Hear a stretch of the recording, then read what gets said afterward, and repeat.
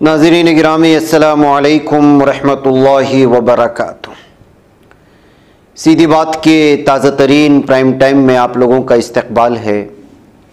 नाज़रीन गिरामी, मैं अंसार अज़ीज़ नदवी इस वक्त आप लोगों के सामने कुछ अहम तरीन ख़बरें, कुछ वायरल वीडियोस और कुछ तनक़ीदी तज़किये लेकर के हाजिर हुआ। नाज़रीन गिरामी, तमहीदी तफसीलात में जाने से पहले आप लोगों से जो हमेशा से दरख्वास्त होती है उस पर तवज्जो करने की अपील करूँगा, और जिन लोगों के वादे हैं उस अपने वादों को ज़रूर पूरा करें। नाज़रीन गिरामी, भारत की सूरत हाल क्या है, गुज़रते अय्याम के साथ जो ख़बरें हम लोगों के सामने आती हैं उससे मुस्तक़बिल में भारत का एक भयानक चेहरा सामने आने की या सामने लाने की हमें कोशिश करनी चाहिए। दोस्ती यारी एक मुल्क में रहते हुए मुख्तलिफ मज़ाहिब के दरमियान आम सी बात है, और वैसे भी भारत में हिंदू मुसलमानों की दोस्ती को लेकर के मिसालें भी पेश की जाती रही हैं। लेकिन अब इस कदर जो है अज़हान, तसव्वुर या फिर जहन में कुदूरत पैदा हो गई है, या इस कदर अज़हान मुकद्दर हो चुके हैं कि मुख्तलिफ अक़ीदे से ताल्लुक़ रखने वालों की दोस्ती भी बर्दाश्त नहीं हो रही, और वो अपनों को भी निशाना बनाने से गुरेज नहीं करते।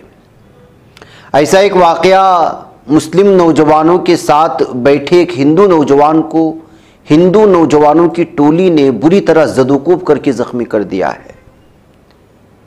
राजीव नामी नौजवान ज़िया गौड़ा मार्केट के पास अपने मुस्लिम दोस्तों के साथ महवे गुफ्तगू था कि गड्डी मलकापुर के नौजवानों की एक टोली जो वहाँ से गुजर रही थी वहाँ रुकी और राजू से बहस करते हुए इतराज़ करने लगी कि वो मुसलमानों के साथ इस तरह कैसे बैठा है। फिर उसके बाद राजू ने जब उन्हें बताया कि उसके दोस्त हैं तो उस टोली ने राजू को ज़दोकोब करना शुरू कर दिया, जिसमें वो शदीद ज़ख्मी हो गया।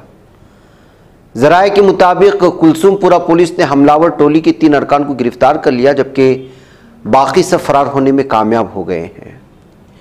नाज़रीन गिरामी, इस खबर से आप अंदाज़ा लगाएं कि इस वक्त जो सूरत हाल है वो किस कदर भयानक है, और मुजरिमों को किस तरह सपोर्ट करती है पुलिस, या फिर मुजरिमों के करीब बीजेपी किस तरह करीब होती है। कर्नाटक में एक चेहरा इस वक्त बहुत ज़्यादा वायरल हो रहा है, और ये मंड्या में एक मुस्लिम शख्स को कत्ल करने वाला शख्स बीजेपी लीडरान का क्यों इस कदर करीबी बन चुका है कि उसको मुलाकात के लिए हॉस्पिटल पहुंचने लगे हैं या जाने लगे हैं।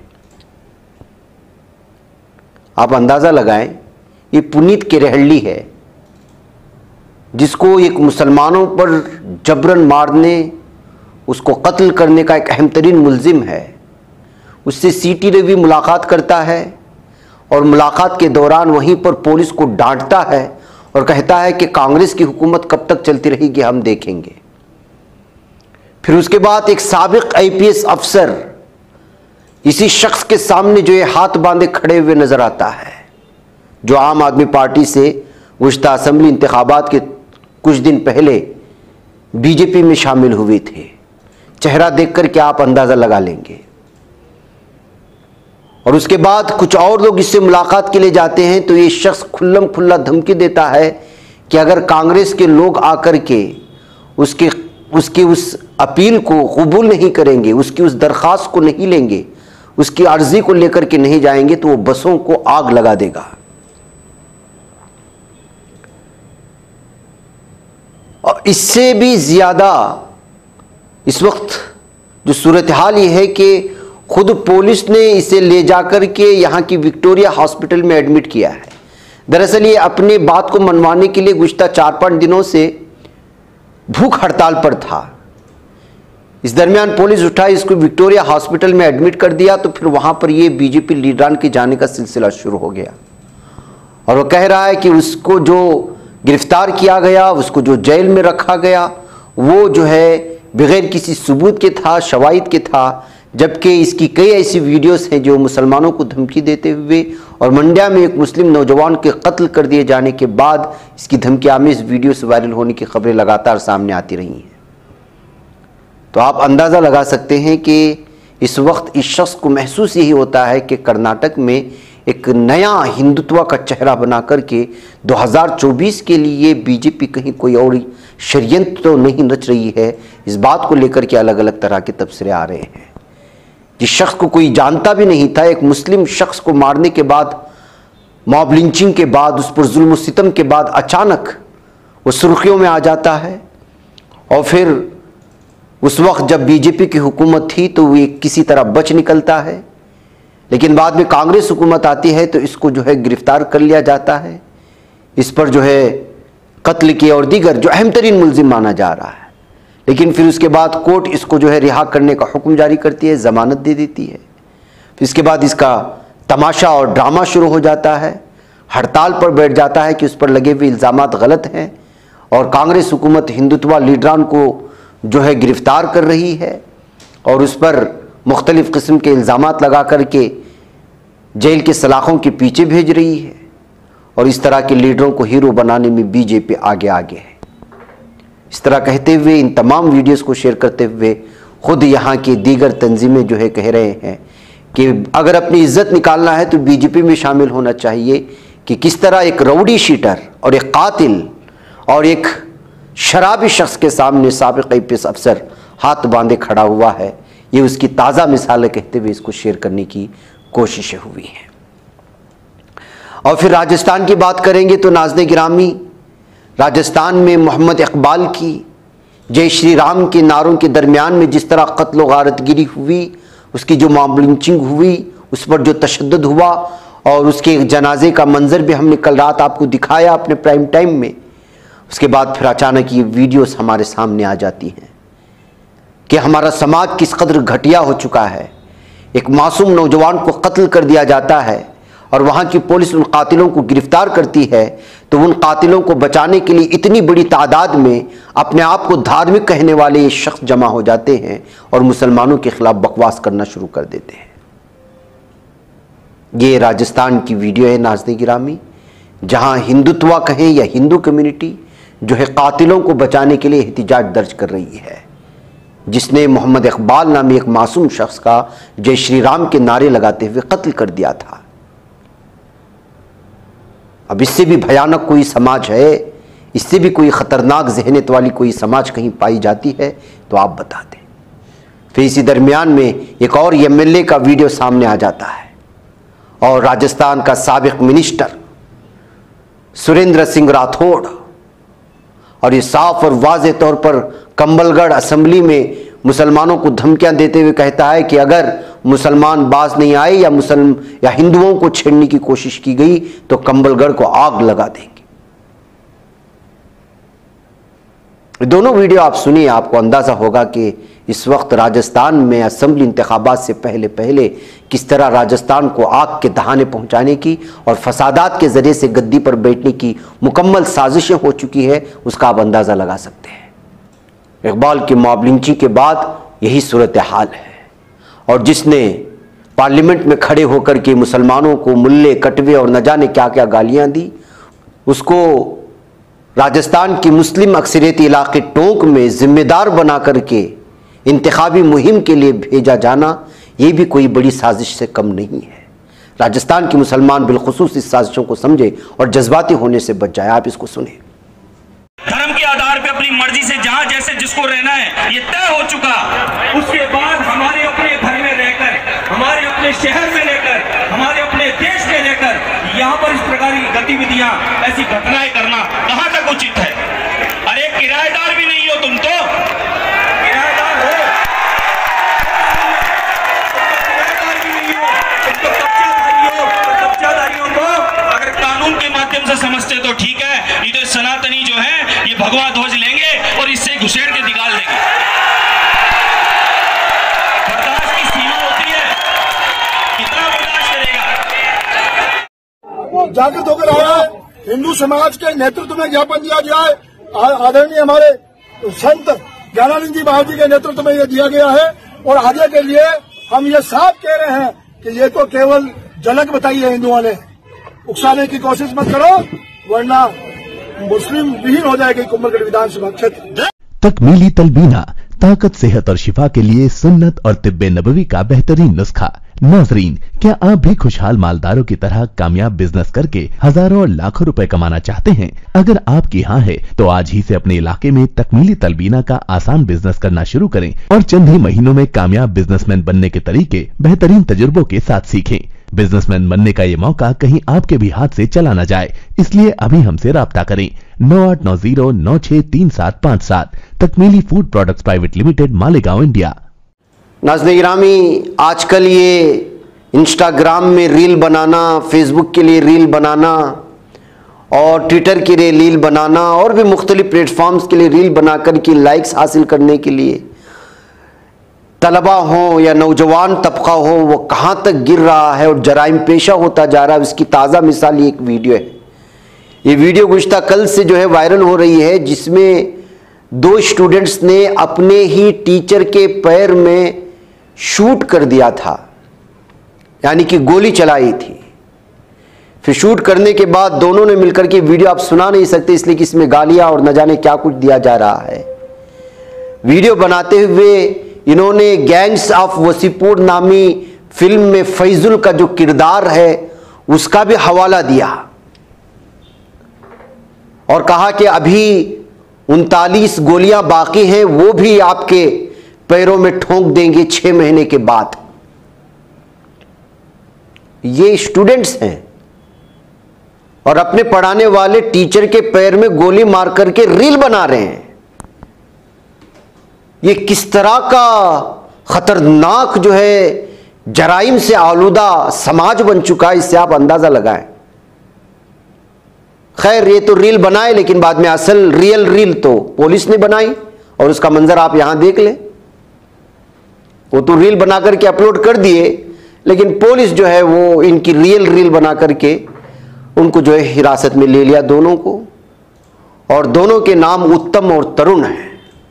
और यहां पर मीडिया से भी किस तरह से हिम्मत से बात कर रहा है, आप देख लीजिएगा।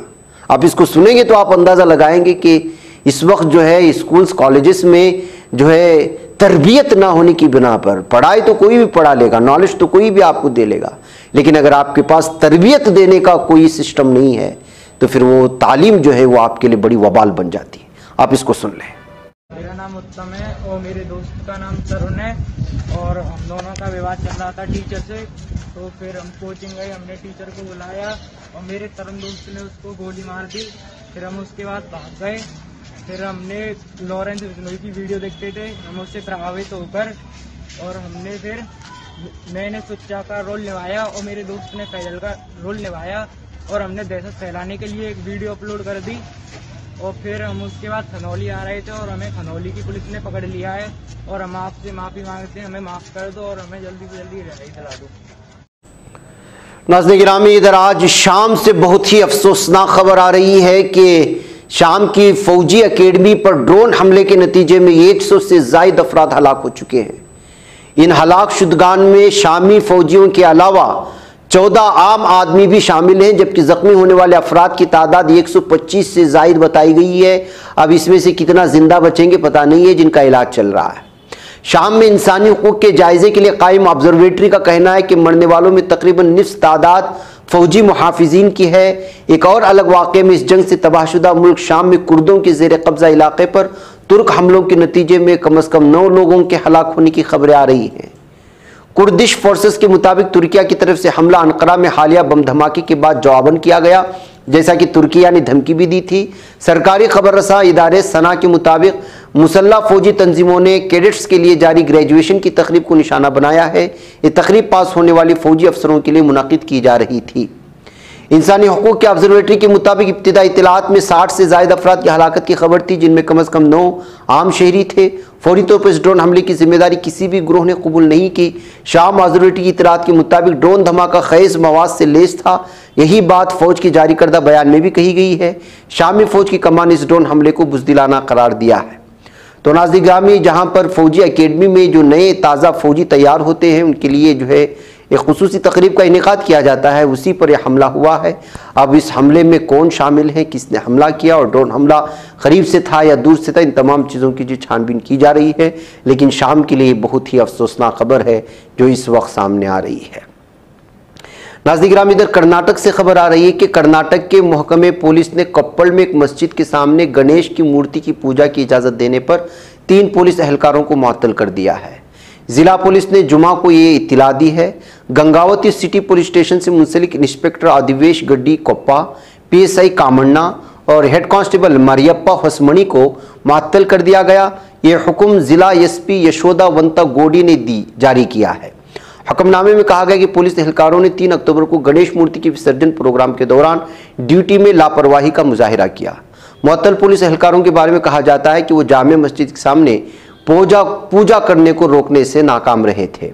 हिंदू अकीदतमंदों ने गाड़ी में गणेश की मूर्ति का जुलूस निकाला था और कोप्पल शहर की जामे मस्जिद के सामने पूजा की। मुअत्तल पुलिस एहलकार मौके पर मौजूद थे, लेकिन उन्होंने उसे रोका नहीं। इस वाक़े से कशीदा सूरत हाल पैदा हो गई थी। 30 सितंबर को नौजवानों की मस्जिद के सामने नारे लगाने और खुसूसी पूजा करने का वीडियो सोशल मीडिया पर भी वायरल हुआ था। उसके बाद इस सिलसिले में 4 पुलिस एहलकारों के खिलाफ मुकदमा दर्ज किया गया। उसके बाद 3 अक्टूबर को भी ऐसा ही वाक़या दोहराया गया था। तो नाज़रीन गिरामी, अगर इस तरह से इंसाफ से काम लिया जाएगा तो जाहिर सी बात है कि बहुत सारे इलाकों में फ़िरक़ावाराना फसादात तो रुक जाएंगे। किस तरह से जो है पूरे साजिश के तहत जो है आते हैं, मस्जिदों के सामने जो है पूरी तरह से DJ की आवाज़ बुलंद कर देते हैं, नाच गाने होते हैं, मुसलमानों के खिलाफ नारे लगाए जाते हैं, पूजा पाठ के नाम पर, धर्म के नाम पर जो है यहाँ पर पूरी तरह से गुंडागर्दी और दहशतगर्दी फैलाने की कोशिश होती है। फिर कुछ रद्द-ए-अमल होता है और उसके बाद फिर मुसलमानों की बस्तियों को जला दिया जाता है। ऐसी सूरत हाल के लिए अगर पुलिस चौकन्ना रहती है और इस तरह की चीज़ों से रोकने की कोशिश करती है तो जाहिर सी बात है कि पूरे भारत में फसादात होंगे। लेकिन जब पुलिस सपोर्ट करने पे आती है या खामोश होती है तो फिर ये गुंडे और ये दहशतगर्द जो है वो निडर हो जाते हैं। नाज़रीन गिरामी, इधर मुंबई से भी आज बहुत ही अफसोसनाक खबर आई और वो ये है कि मुंबई के गोरेगांव के आज़ाद नगर में समृत नामी 7 मंजिला इमारत में गुज़िश्ता रात खौफनाक आतिशज़दगी का वाक़या पेश आया। इमारत की पार्किंग में सुबह 2:30 बजे से 3 बजे के दरमियान लगने वाली इस आग की वजह से 6 अफराद हलाक और 46 लोग ज़ख्मी हो चुके हैं। 2 ज़ख्मियों की हालत तशवीशनाक बताई जाती है और अस्पताल में ज़ेर इलाज है। इमारत की पार्किंग में खड़ी 4 कारें और 30 से ज़ायद मोटरसाइकिलें मुकम्मल तौर पर जलकर खाक हो चुकी हैं। फायर ब्रिगेड की 10 से ज़ायद गाड़ियों की मदद से आग पर काबू पाया जा सका। मकामी लोगों के मुताबिक इमारत की पार्किंग में काफ़ी पुराना कपड़ा रखा हुआ था। मुमकिना तौर पर इसी में आग लगी होगी और कुछ ही देर में उसने पूरी पार्किंग और इमारत की पहली और दूसरी मंजिल को अपने लपेट में ले लिया। इस हादसे में जख्मी होने वाले तमाम अफराद को 2 अस्पतालों में दाखिल कराया गया है। HBT अस्पताल लाए गए जख्मियों से 6 अफराद हलाक हो चुके हैं, जिनमें 3 खवातीन और 2 बच्चे शामिल हैं। 25 जख्मी इस वक्त ज़ेर इलाज हैं, जिनमें 13 खवातीन शामिल हैं। आग में झुलस जाने वाले 15 अफराद को अस्पताल में ज़ेर इलाज है, जिनमें 9 खवातीन शामिल हैं। ताहम पुलिस और फायर ब्रिगेड आग लगने की वजह की तहकीकात कर रहे हैं। तो नाज़रीन गिरामी, कितना और किस कदर अफसोसनाक मामला है। देखिए कि रात के पहर जब सब के सब आराम कर रहे होते हैं और भी गहरी नींद में होते हैं, उस वक्त अचानक पूरा घर और पूरी बिल्डिंग आग की लपेट में आ जाए तो किस तरह बचाव हो सकता है। मैं नाज़रीन गिरामी, मुझे इजाज़त दें। अस्सलाम वालेकुम रहमतुल्लाहि व बरकातुहू। बच पाता है कोई सहाफ़ी की निगाहों से, मिलाता है ये लोगों को मोहब्बत की पनाहों से। करम और दर्द मंदी का है एक संसार सीधी बात। अज़ीमत जुर्अतो हिम्मत का है इज़हार सीधी बात। अज़ीमत जुर्अतो हिम्मत का है इज़हार सीधी बात। ये चैनल हक निगर बनकर कुचल देता है फितनों को।